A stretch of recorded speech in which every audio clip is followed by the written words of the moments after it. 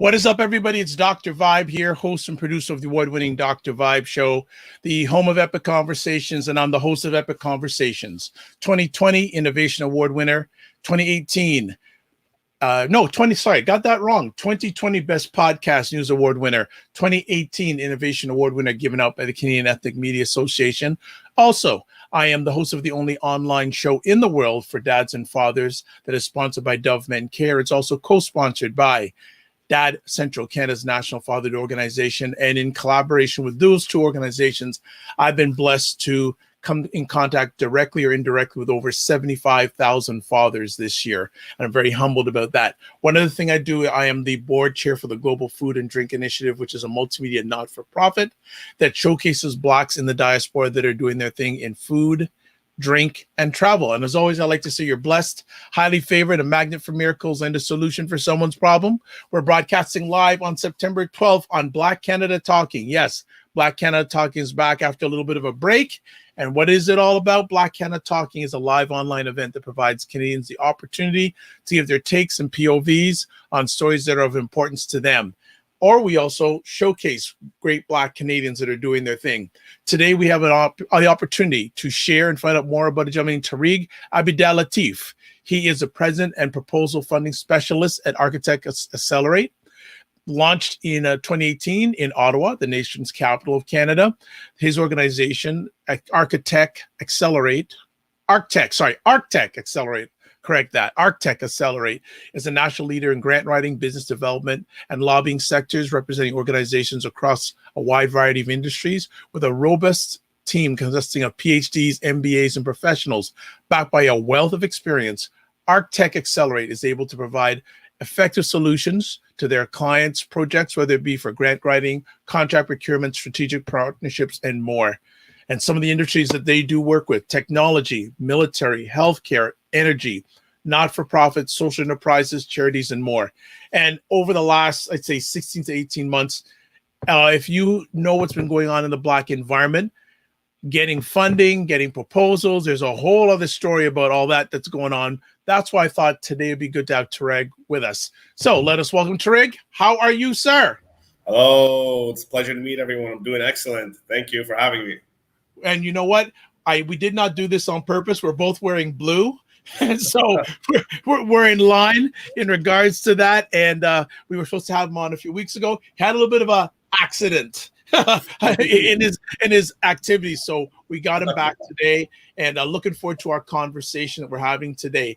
Let me first ask a little bit about your background. Can you share with us your background growing up, younger Tariq, before you became this powerhouse, in my opinion? Well, my pleasure. I'd be happy to. So I was actually born in North Sudan, in Khartoum. I came from a military family, and my dad was involved in some politics over there. And we ended up in getting some friction with the government over there and had to leave at an early age. So when I came to this country, I always see my family, and my dad is really, really hard workers. We had to rebuild everything from the bottom down. We did have a strong North Sudanese community in the area where I was raised, which was a Stony Creek Mountain / Hamilton Mountain region.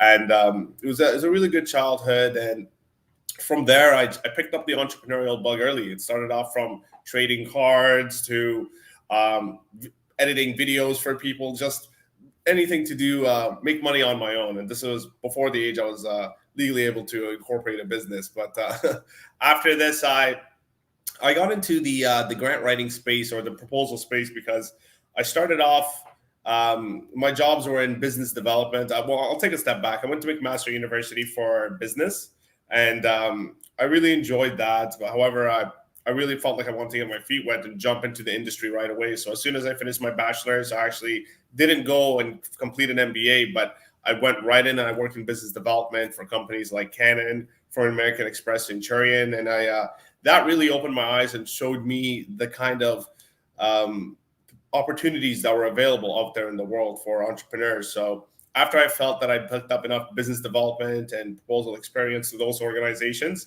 I started my own company, and I ended up doing quite well. It actually started off in 2016 as Architect Academy. However, our business grew at an exponential rate, a lot faster than I anticipated. And from there, we started adding on more services organically over time and through the request of clients, and we grew to a point where we became Arctic Accelerate in 2018, as you mentioned, and we've just been trucking along since then. And hopefully, we're hoping to open our second location in Toronto in the very near future. Right now, we're located in Ottawa, Ontario, and it's been a really great place to start as a business development, lobbying, and grant writing firm, just because many of the decision makers for these programs are here, and we can build some relationships that can benefit us and our clients much stronger than if we were, far away in like Ontario. I mean, than in New Brunswick. It's good to be in the center where the action's happening. Sure. Thank you for sharing some background. I have one or two conversation pieces I want to dig a little bit deeper in. Where did you get your foundation for entrepreneurship? Was it back with the family in Sudan, or was it during the time you were working for these other companies and saying, you know what, I got to break out on my own? I always think I had the entrepreneurial bug. It took me a little while to discover that. When I was a kid, I was always trading things with my little brothers, and I ended up being on the better side of the deal at all the time. So I always had a knack for it. But I'd say where I officially was committed to becoming an entrepreneur, and I knew what I wanted to do. I knew that I wanted to get into business, but I didn't know what, was shortly before university. This is when I was becoming a lot more analytical and understanding why I wanted particular jobs. For example, my parent, they wanted you to be a doctor. They wanted you to be an engineer, as any other parent from that side of the world will try to force you to be, or in law. But I didn't want those jobs. And the entire time that I was agreeing with my parents, it was because I thought it was the right thing. It was prestigious. It's something that I like to do. But I started asking myself the right questions about why I wanted to get into certain things and why I liked, business. And it turned out that it's primarily because I like new challenges, and a new business is always a new challenge. Helping a new client or a new entrepreneur, helping them in their business is always a new challenge. But I knew I liked helping other people in their business, and I knew that from high school, and just like helping some of my friends open up these small little shops. And then from there, I was like, you know what, I want to try going into business. I think I like helping people. I like new challenges. I like the side of commerce. And then I studied that. That's why I got into business. But at that point, I still didn't know exactly what I wanted to do, but I knew I wanted to be in the end of commerce. And does that help to answer the question? I think you're muted. I can't hear you on your end. I am good. There we go. So you decide to start this journey. Why did you want to focus specifically in these areas of grant writing, contract procurement, strategic partnerships, and more? Why did you focus? Because you did say, yes, I wanted to become an entrepreneur. Why did you choose this specific area or these specific areas? Good question. So I'd say I kind of fell into it. I started off working in training and certification, and I used a grant to power the training and certification for our clients. For example, I would find all of the different resources so that this service that I was offering was at no cost or as little as cost as possible to our clients. So I picked up the skill of understanding how to write proposals to the government, and to help businesses pay for my services. But then from there, you'd have client ask us if we could write other grants, like, for example, a Can Export grant or a Innovation Solutions Canada program grant. So it was really the market that pushed us to add more grant writing services. And over time, we shifted away from the training and certification and started focusing primarily on the grant writing. And that really spoke to me, and I think it interested me a lot, because I like, as I mentioned, helping a variety, all different kinds of businesses. And when you're talking about grants and proposals and arguing to the government why a particular company should receive funding, is something that can be applicable to a wide range of different clients, and I can help a lot of different people. So it was a combination of, having that initial interest, and then the opportunity of having this company and having clients ask me to get into a particular type of service offering. And then that's the reason why I got into it and how I got into it. But then I think the reason why we grew so well is because it became a passion of mine. I think it was very, very fortunate to start this kind of a business that pushed me into opening up a grant writing and proposal business. And when I ask you about the lobbying side, that's funny as well, because that is also very organic. We had a client that wanted to sell his particular innovation to the government. It was for a tender procurement. And a tender essentially just means a contract, a government contract. Just like to use the words tender. That's the terminology. But he wanted to sell a particular technology to the government. However, this technology, what it did is essentially it converted trash from landfills into biodiesel, into diesel fuel that could be used. So instead of garbage just sitting there for thousands of years in the landfill. However, in our law, under municipal law, it was written that it would still consider garbage, even if it was converted into the fuel under the definitions under the legislation was written as of garbage. So we had to argue then, to the local government, local municipal government and city councilors, that there should be an amendment made to the legislation. And not knowing that that's lobbying work. So I fell into lobbying work, not understanding I was doing lobbying work, until a city councilor here, he let us know that, okay, it's probably a good idea to register as a lobbyist, because that's by law, you have to do that, and you have to follow particular reporting laws. And wow, so that's another industry I fell into. You can't, as there's a lot of opportunity for abuse in that industry, so it's heavily regulated. But that's the one industry pushed you to another industry, and I think that's what it was. I mean, one service pushed me to another service, and that's how I got into this, which is the same skill set of me being able to recognize opportunities for clients. I apply to myself, and I try to grow that way, organically and slowly, but in a sensible direction. That's shows some continuity with what I've already been doing. Nice. So are you then a registered lobbyist? Yes. Well, myself, it expired. Yeah. But many of my staff are. So I want to go down that rabbit hole just a little bit, because I don't think many Black Canadians know that side of business government relations. What is a lobbyist, and what do they do? Good question.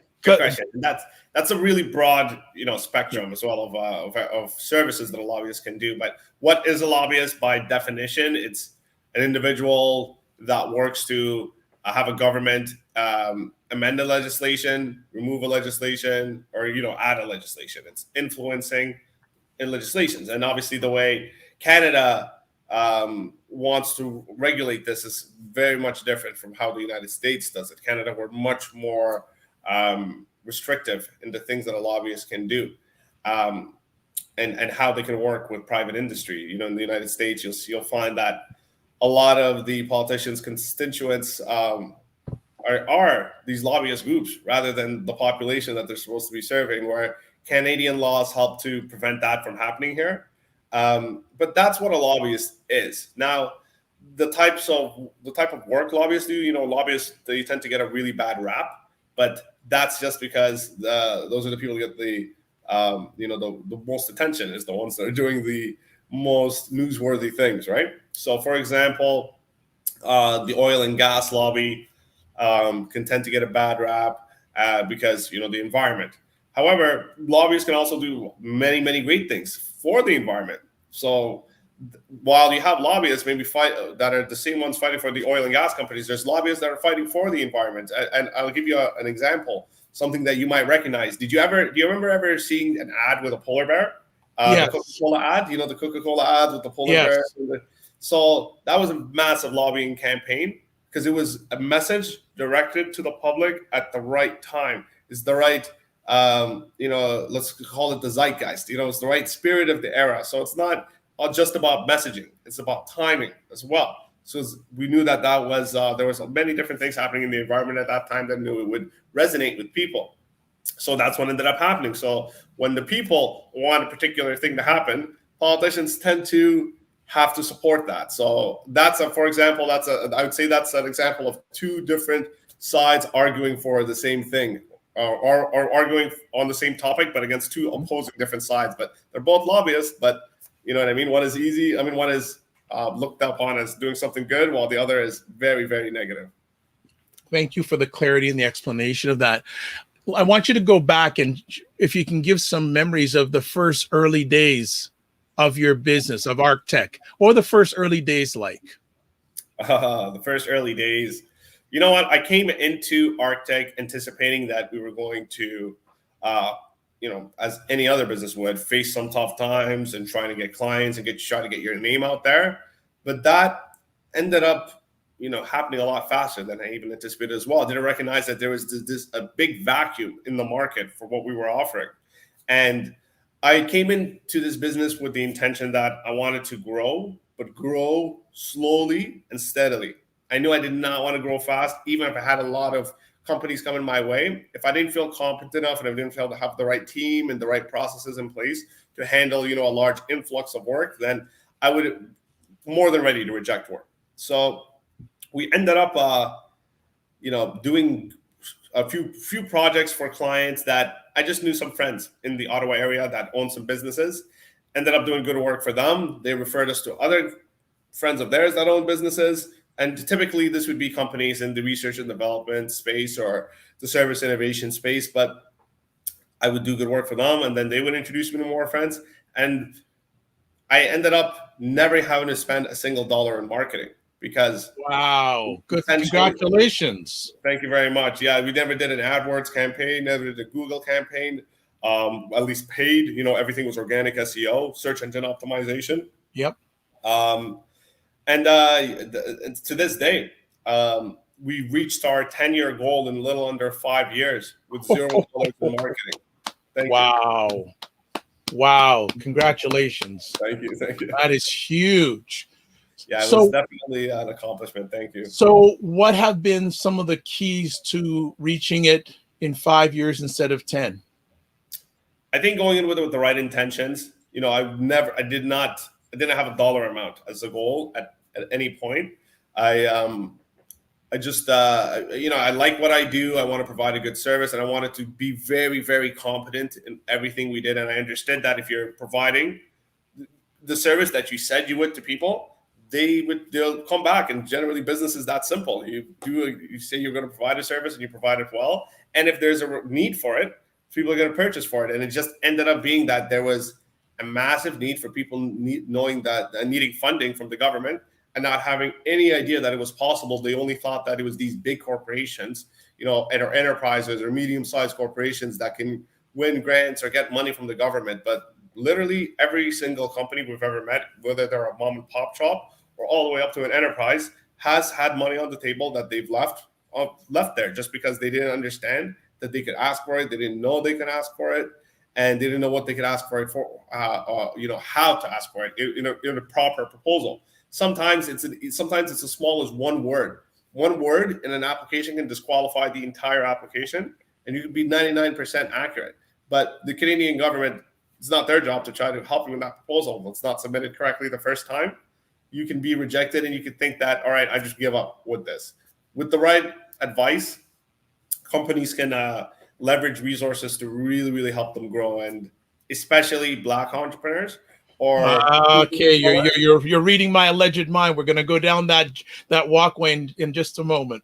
Sounds good. What I was going to say, it's not just Black entrepreneurs specifically. However, that is a recent priority, just because there's been shown there has been some systemic racism in our society, and they're looking to address that. But visible minorities, LGBTQ2 plus people, women in tech, these are all sectors that are really important to the federal government. So when you're submitting an application or a proposal, these can help win you some additional scoring points. Nice. So since we are on Black Canada Talking, I do want to focus on the Black Canadian community and what your organization does. So I'm sure, and I know you're very aware of the environment, especially over the last 16 to 18 months in regards to Black organizations, especially nonprofit or Black entrepreneurs looking to get funding from the federal government. As we start off this conversation, what are your thoughts on how that has gone so far? You know what? Right before I ask that question, can you do me a favor? I'm going to just plug in my computer right here, just so it does not die on us. No problem. I don't want you to die digitally or humanly. Right? We need you to live. Yeah. It should have been charging, but I'm not sure. No problem. Yeah. So, how do I think the rollout of these grant programs has been? Yes. Specifically for Black entrepreneurs? Correct. Well, the only one that I know of that has been specifically for Black entrepreneurs, as I'm sure you know, one rolled out by FACE, the organization, and I don't have enough knowledge to give 100% view, but I can say that what I've been hearing from other people that are applying to these programs is it's a little bit too. There could be more assistance provided with the program. There definitely could. It's a fantastic effort the Canadian government's doing, and this is obviously a good first step to start to provide these programs. There's obviously going to be some hiccups along the road, and in rolling these out, and mistakes will be made. However, if they identify what those mistakes are and rectify them, I don't think it's going to be an issue. But with respect to the FACE program, it's a good start. I think there's been some bumps along how it's been rolled out. I think there could be more assistance given to the people that are wanting to apply, because at the end of the day, this is a proposal also that's going to be written out to the government that takes part in making these decisions as well. So they can be quite cumbersome. They can be quite complex, and putting in projections with respect to your company and writing a business plan, and especially if it's for a particular group of people that have been historically underserved, I would think that would be one of the first things they should do, is try to provide them some grant writing assistance. For example, a company such as the one that's rolling it out should also have proposal and funding specialists within them that are ready to assist applicants in putting these applications together. So that's the program that is being rolled out by FACE. And the other programs, do you want me to get into a little bit more about? Yeah. Hey, you know what? I want you to. One of the reasons why I do these conversations, I want people to see other faces and hear other voices. Your organization has evaluated experience and success with this. So this is why I brought you to the digital table today to share best practices, whatever you see that could fill the gaps, some other alternative thought processes. So I'm here to steer the ship. You're here to drive the ship. All right, excellent. It's my pleasure. I'll be the captain for the rest of the conversation. I'm just kidding. But I'm saying that the other programs, like the CEWS program, which stands for Canada Emergency Wage Subsidy, or the Canada Emergency Wage Rent Subsidy, or the CEBA grant, which is the Canada Emergency Business Account. And there's a few other programs that have been available specifically throughout the COVID-19 crisis to help some businesses that I think have been a lifesaver. Again, there could be some things that have been done a little bit better. For example, there's the CEBA program, which can provide Canadians up a $60,000 loan, no interest loan, if it's paid within a certain period, and $20,000 of that is forgivable if you are able to pay the loan before, I think it's December 2022. These are, they've been amazing programs. Have been really, really helpful. However, that's just a drop in the barrel of what can be available for entrepreneurs or businesses that look for some type of government support. But the first step that a company needs to do is identify who they are as an organization, which we like to describe as the company profile. So it's something like a lesser version of a business plan. It just answers the primary questions. Who am I? What is our company's mission? What is our, are we going to be a for-profit? Are we going to be a not-for-profit? Because different funding is available for either organization. So which type of structure will best fit our company? Do we have anything proprietary? Do we have any proprietary innovation? And then innovation isn't necessarily a hardware or software. Innovation could be just a new way of doing things. So do we have new processes in place as part of our company? Are there any women owners as part of our company? Are there any Black owners as part of our company? And once you've accumulated all of this information, and we put it in a form we like to call the intake process. And it should take 20 minutes to answer these questions, these high-level questions. But from there, you're able to we're able to conduct a search, and it's complimentary for many of our clients if you meet a particular criteria. But what we do then is we're able to conduct a municipal, provincial, and a federal search of all programs that you could be eligible for. And there are portals online that if you search government grant portal, the Canadian government grant if you Google this, you'll be able to see a variety of different resources. And this will provide you a high-level list of grants that you could apply for. Now, as with anything else in life, the devil's in the details. You have to understand how each of these grants work and how they'll work together, and the sequential, is there a sequential order of grants that I want to apply to? Because you can leverage smaller grants to win bigger grants, and then the medium-sized grants to win even larger grants. So or you can apply to 2 grants together to maximize funding. So this is through a process called grant stacking. So step 1 is, I'd say, understand who you are as a company. And then conduct a grant search, through any one of these government portals. And then it's really helpful to have a consultant, somebody like our organization, go through the options that are available to you and create, a funding strategy, what we like to call an action plan. So that's I'd say the most important thing to know when it comes to doing a grant search. The last thing I would say with regards to this is, managing expectations correctly is also important, because eligibility doesn't necessarily mean feasibility with grants. Like, if you're eligible for something doesn't necessarily mean you're going to win it. So looking at who are the other applicants. So I really want you to emphasize that, because that's very, very important. Right. Yeah, 100%. And that's another reason that can discourage people from applying to grants, because they could be applying to something just because they feel that they're eligible, and every year they might not be winning it, not understanding that they're competing with, it could be not enterprise corporations, because enterprises aren't typically able to apply, but other SMEs, which stands for small and medium-sized enterprises here in Canada, 500 or less employees. So some of these SMEs are going to have way bigger of a capacity to execute on a particular opportunity, or a grant, or a tender.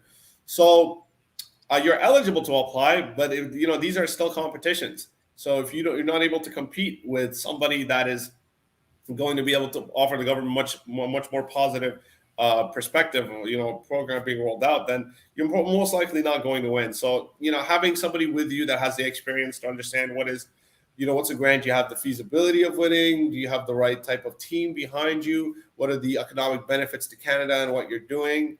But I'd say that's the main important part with respect to, feasibility. Now, what I wanted to get to, though, is, managing expectations also with respect to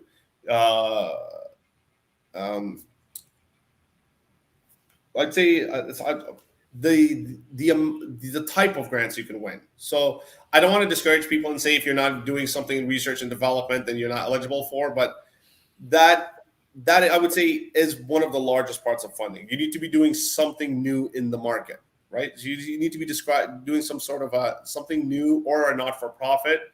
But if you're, let's say, just like, how do I describe this? Let's say it's an established industry, something like an insurance salesman, or you open up a restaurant, or you're not doing something new for the market. There won't be much incentive for the government to want to fund you, because the funding has to further the Canadian economy in some way. And many of the times companies are doing something like that, except they don't know what that is. And we help you identify what is innovative about you, you could argue the government, the main reasons why you can argue to government to receive funding. But let's say that. So let's say like you're not doing anything innovative. You're not interested in creating new processes. You're not a not-for-profit. You're a for-profit company and you own a bar or you own a restaurant or something. There's still funding available for you. It might not be as much as a company that's doing, research and development or groundbreaking work, but there's something called the Federal Youth Employment Strategy, which can allow you, for example, to hire staff with 30 employee, 30 years old or under. Yep. You're allowed to hire them, and there's programs that can give you the funding to cover 100% of their wages for Yep. 6 months or even more of that. So that could be very helpful for companies as well. So there's always something, that's why I say don't be discouraged, and it's always worth it to take a look. If you're planning to invest into your business, always first check to see what can my business apply for. I love what you've just broken down, because I have many business people, Black Canadian business people, who are trying to get grants. And what you just shared there in the last 5 to 7 minutes has never been said to them. Yeah, that is a common theme with the people that we speak about. Yeah, that's just, the government can do a particular better job in telling people what is available to them, and it definitely should be encouraged more. Well, I look at what you and your organization is doing is taking people out of the forest and having them see the trees. Would that be a good analogy? That's a good analogy. I like that very much. Yeah, well, just adding positive value wherever I can in regards to this. With your organization, are there specific areas that let me ask, before the pandemic, look at where your business was doing your energy. Is it the same areas you're doing energy now as it was before the pandemic? Good question. I would say there actually has been little change with respect to funding. It's because the types of programs that was rolled out due to the pandemic, like the ones I described earlier, the SUS or the CBA, these aren't tied to any innovation or anything like this. This is just because the government had put restrictions on organizations to do business. So in order for them to remain viable or just to survive, they offered these programs that are just based on accounting. If you spent a certain amount of money in the year previous and you can demonstrate that you made less amount of money this year, they can, obviously then, relate that to being due to the COVID. So these programs, they're not the same program proposals as I'm talking about. The proposals I'm talking about, the merit isn't on how much money you've lost.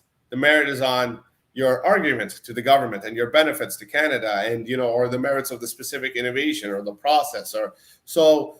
These ones are competition that you have to be the best on, or one of the best. Because some of them have, as long as the funding pool exists, you can still win funding. But for example, if it's a tender, which is a contract, they're only looking for one company to take it over, that's going to be a lot more competitive. So I'd say, the grants that we typically work with, that hasn't changed, because the companies that are working on, innovation or not-for-profit sectors, for example, they're continuing to do their work. I noticed that they haven't been affected in the same way as, let's say, the service industry has been affected. And sure, I'd say that because these types of organizations that are doing R&D, COVID didn't affect them in the same way. However, some of them did. Like for example, airports and whatnot, they have new grants available to them that nobody else has. But the landscape, in my view, hasn't changed too much in the next year. However, if I think another year or two, then our sector would start to get affected as well. Sure. You had mentioned, or we had talked earlier about Black Canadian entrepreneurs, and correct me if I'm wrong, you're saying you're having more approach you. Are you having more?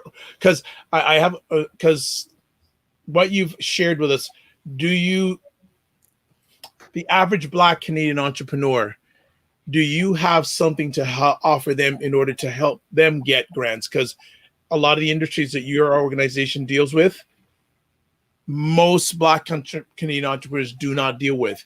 Is there serviceability for Black Canadian entrepreneurs when it comes to the services that your organization provides?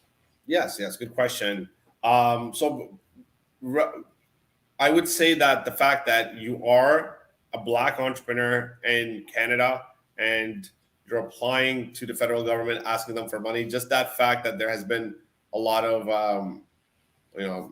let's say, different oppressive states in our society for the Black entrepreneur. They've recognized that. So if we're able to, if you're arguing for government, money from the federal government, you can identify as a Black entrepreneur, and that can help you in your application because they might give you certain types of considerations and other points. So that's definitely important. But I think there needs to be a lot more. The FACE program, like I said, is the only other one which is complex. It's difficult. It's also very competitive. So I think there needs to be something like a Futurepreneur Black program or Black grant for entrepreneurs. But going back just to answer your question directly, not too many. There needs to be more programs that are based specifically for Black entrepreneurs. But the fact that you are a Black entrepreneur will give you additional points when you are applying for a grant program. So definitely, it's something we need to look at right now.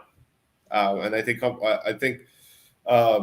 these people just need to. There's no harm in trying. So they need to definitely go out there and they need to apply and they need to identify as a Black entrepreneur in those applications. Does your organization do any work or pitching, for lack of a better term, to non-government entities? Good question. Yeah.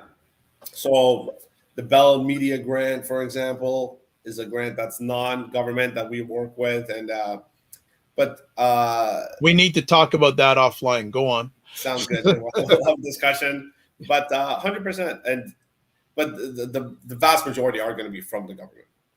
Right.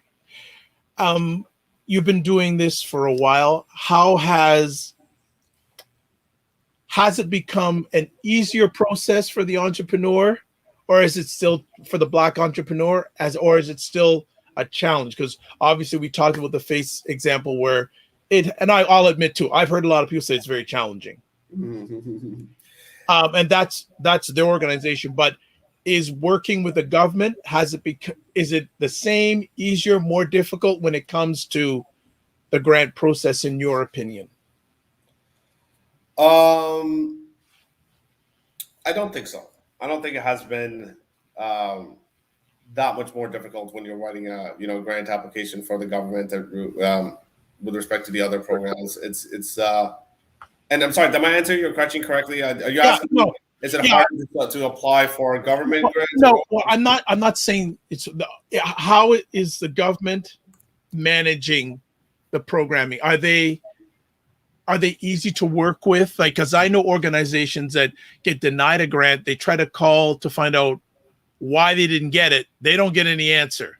So is not much better. Not much better. That's what I was asking. I'm sorry, I didn't hear your question earlier. My audio cut out a little bit, but no, it's they're not much better at all. I'd say they will at least respond to you, because I've heard sometimes when you respond to that FACE program, you'll see that many people don't even get a response, but the government will at least respond, but it will be very plain, very little. It will not provide you any. They're not going to say, hey, let me tell you what you did wrong specifically in your grant application in these particular areas, and if you fix this, you have much. It's not that way. You say there's been due to high demand, yours has not been selected. Essentially, that's the advice you're going to be getting. Do you think that could be done better? Now, and I know that you work with them, so if you want to be careful with your answering, I'd be happy to. But I'd say if they were really good at that, then we wouldn't have any reason to exist, right? The reason why we exist is because and not just over the past years. I'm talking decades, and I'm not just saying the Canadian government. It's just kind of how government works. And overall, they're bureaucratic, right? They're in nature. They're not. So this is why the Canadian government, a lot of times, they put tenders out there for private industries to do government services, because so they're going to be able to no, they put private industry for government work. Well, not government worker. I'd say work that's paid for by taxpayers. So things like it can be like garbage, or maintaining landfills or things like this. That are a lot of things in the private, like nursing homes or other things, but especially when it comes to anything having to do with technology or innovation. But so the government is where they're better at is having resources or application guidelines provided when an individual wants to try to apply it for a grant or a proposal on their own. But again, even there's holes there because the terminology can sound like legalese to a lot of people. So the government is, I'd say, better because they've had more experience than the FACE program for Black entrepreneurs, but they're still very, very poor in helping people get better. Because if when you almost received a scoring card back, right, that would be helpful. Very, very infinitely helpful, because then you understand which areas am I weaker. But again, that sometimes those skill sets and understanding kind of how to develop those types of arguments, if you're not going to be in that industry, it might make sense to just work with somebody and help you assist into these applications, unless you're planning to write them in volume. For example, not-for-profit organizations, a lot of the time they're based on grant funding or government funding. So for them, they're going to try to apply to as many things as possible to try to just to survive. But does that help answer your question? Yeah, it does. It does. One of the things I'm becoming more and more of a proponent of is organizations also not only look at government funding, but private funding. Yeah, private funding or crowdfunding. Yeah, or what? Well, even from sponsorship stuff to all that, because as you mentioned, there are so many people wanting that one slice of pie. Right. Yeah, definitely. Private funding exists. Just it's not as prevalent as government funding, because the incentives, for a private organization to use their the revenue they've been generating and just essentially give it back to the public at no cost is not something that they're mandated to do. Whereas as a government, it makes sense for you to want your population to be successful in what they do, because when they make money, they're successful. You're paying taxes as well, so you're creating jobs as well, and the people that are creating jobs they're going to be paying taxes and buying products, and all that eventually will stimulate an economy as a whole. So that's why the governments tend to offer many more grant programs than private industry. But private industry will do it for many different reasons. Some of them could be very genuine and for good causes. Yes. And a lot of that could be public relations or just perspective, right? How they want to be perceived. Or sometimes, for example, if a company, let's say an oil company, does an oil spill and damages a lot of, environment in the ocean or the ecology, then they could provide funding for grants to companies for innovations that can help combat, sea disasters. So, for example, that's going to help their PR because they did something to do with alignment. Yeah, there's alignment. Exactly. Just thinking here in regards to what sort of suggestions would you give Black Canadian entrepreneurs who are there any areas from where you sit that are more, if you have a good proposal, if you have the mentorship or you're working with an organization like yours, do you see any areas of opportunities that Black Canadians could be targeting that would enhance our opportunity to get grant funding? Let's put it that way. Specifically, if I'm speaking to the Black audience, I'd say just because you're not going to see too many programs that are specifically for Black people, the fact that they are Black and in business, that's going to be their benefit in of itself. But there's not going to be one specifically. But if I'm going to give advice, if I'm speaking to the Black community, I'd say is to definitely don't be discouraged if you're not approved for a grant application, because you'll get better and you'll eventually understand those skill sets. If you're planning on applying in a more regular basis, but if not, have somebody who has experience in that industry look over your work just once or twice. And sometimes, as I mentioned, it could be as small as a word or two, but don't get discouraged, apply, understand all your opportunities out there. So understand where to look for grants, understand how to utilize government portals to search for grants, and do this on a frequent basis. I'd say every 3 to 6 months, look at the government portals and see what grants are available, because the new programs get rolled out at a very constant basis, especially after March 31st. So after March 31st, that's going to be the end of the government fiscal year. So starting on April 1st, this is when government departments will receive funding. So I'd say apply closer to April 1st, because these are the dates where government will have the most funding. And don't apply blindly. As I mentioned, understand everything you're eligible for and then create a strategic approach in applying for these programs. Because, for example, there could be a program called IRAP, which is the Industrial Research Assistance Program, that can provide you funding anywhere from $50,000 to $10 million if they want to invest into your company that's doing any sort of R&D.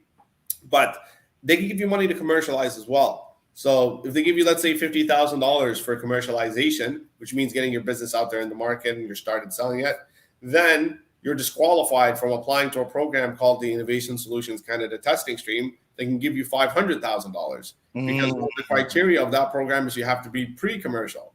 So you wouldn't want to shoot yourself in the foot and accept $50,000 and disqualify yourself from $500,000, because that program allows you to still apply to IRAP after you apply to it. So you can win both if you just apply correctly. And or another example is IRAP, before you apply for them, they want you to have a full-time person on as a staff member. You need to have a full-time employee. And if you don't have the budget for that, you can leverage a smaller grant to hire an employee. And then now when you meet that criteria, you can apply for the IRAP. And if you meet and then utilize IRAP funding to make you eligible for an even larger grant.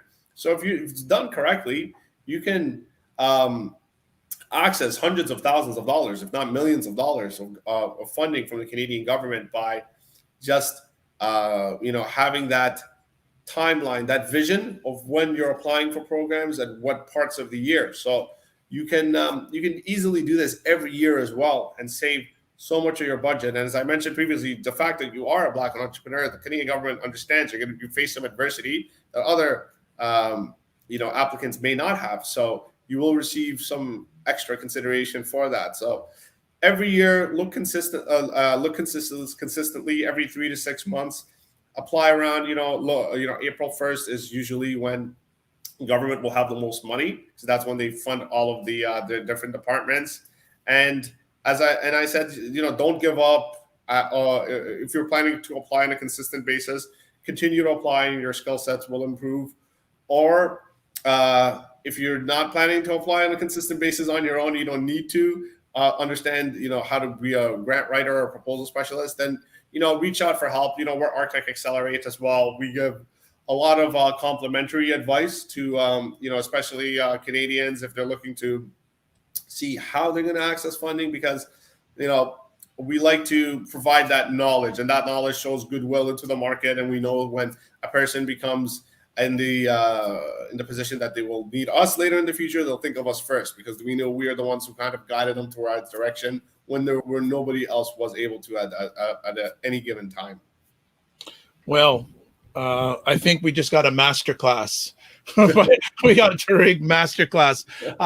I'd like to, and our producer, I have given the information. If you can put your organization's website address on the screen, I think it very, very helpful that what you've provided today. And as I said, just from me, and I'll be open. I don't like using the word transparent because everyone uses transparent. I have had the opportunity to sit down with this young gentleman, and he added a lot of clarity and extra positive value to some of the visions I have. So I verify, and I verify what the organization they're doing, and it gave a lot of clarity. So certainly check out the organization. The website address is there, architectaccelerate.ca. Any other final words, Trig, that you want to leave with us today? No, you know what? The only thing I'll leave you with is, feel free to look at our website, shoot us a message, let them know that you've seen us from the Dr. Vibe Show, and we'll be able to give you some extra consideration for sure. And so definitely reach out to us, even if you're looking to just ask some questions or have some clarity, and we'd be happy to work with you and answer your questions. Fantastic. Thank you so much. I know we're going to have you back more often because you've added extra positive value here. My name is Dr. Vibe. I'm the host and producer of the award-winning Dr. Vibe Show, the home of Epic Conversations. I'm the host of Epic Conversations 2020. Best Podcast News Award winner and 2018 Innovation Award winner given out by the Canadian Ethnic Media Association. I also host the only online show in the world for fathers and dads that is sponsored by Dove Men Care and co-sponsored by Dad Central, Canada's national fatherhood organization. And in collaboration with those two organizations, I've been able to reach out to directly or indirectly over 75,000 fathers and dads around the world this year. Very humbled with that accomplishment. But you know what? It's not accomplishment. It's that passion. And I also am the board chair for an organization called the Global Food and Drink Initiative, which is a multimedia not-for-profit that showcases Blacks in the diaspora that are doing their thing in food, drink, and travel. Show alert. Show alert, show alert, show alert. We are broadcasting live here on September 12th. For those who are in Canada, unless your head has been in the sand, we have a thing called an election coming up on September 20th. So 2 show alerts coming up. September 14th at 9 p.m., wherever you're watching this live, whatever platform you're watching this live, we're going to be doing a roundtable / town hall about the upcoming federal election. There will be no politicians on. I will have the members of the Black Canada Talking Roundtable. That's Elle Jones, Sarah Youngo, Cesar Nedima Musa, and Warren Clark. We'll be talking about the election from a Black Canadian perspective. What we like, what we don't like, what is not being said, what is being said. And we also have another special panelist for that conversation, Louis March, who is the head of the Zero Gun Violence movement here in Toronto. So that is on the 14th at 9 p.m. And if please subscribe to especially the YouTube channel, and we'll keep you up to date on what's going on. Then on the night of the election itself, we haven't determined the exact start time. It'll either be 9 p.m. Eastern time or 9:30 p.m. Eastern time. We'll have most of those individuals back talking about election results that night and their impact on Black Canada and Black Canadians. So I'm putting it out there right now. You know where you want to be this Tuesday night and also on the night of the election. You can watch other platforms, but you're not going to get astute, intelligent commentary from a Black Canadian perspective on the election results. So as always, I'd like to just close out with what I always do. Live your life as a dream. If you can dream it, you can make it. Sometimes you have to get small to get stronger. Block assumptions, then aim bigger, aim better, aim higher, aim wider. And also, remember to give yourself grace. And finally, thank you to BIA Media for the production on today's conversation. God bless, peace to well, keep the faith, and walk good. And remember, especially give yourselves grace. We'll see you throughout the upcoming week. Bye-bye, everybody.